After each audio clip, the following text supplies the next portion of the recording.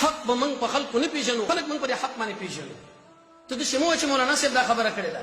جناب شیخ صاحب دا خبره کړې ده، جناب پیر صاحب دا خبره کړې ده، پیر صاحب دې دیو که شیخ صاحب دې دیو که بل صاحب دې دی، دا ټول ډول به د قرآن او سنت باندې وته لکه خبره دې سره برابر وه، بالکل موږ بستا احترام وکړو، قدر دې کوو. که برابر نه وار سره خپل کار کوي. حتی تر دې پورې د رسول الله صلی الله علیه وسلم په ارشاداتو کې دا راځي چې یو سړی بدعتي دی، هغه د قرآن او سنت سره په دشمنی کې واقع دی او تا د هغه احترام وکړې، د اسلام جرړه دې ویسته هغه ختمه کړه، دعوت دې ورته وکړې، خرچه دې ورباندې وکړه، پوښتنه دې ورباندې وکړه.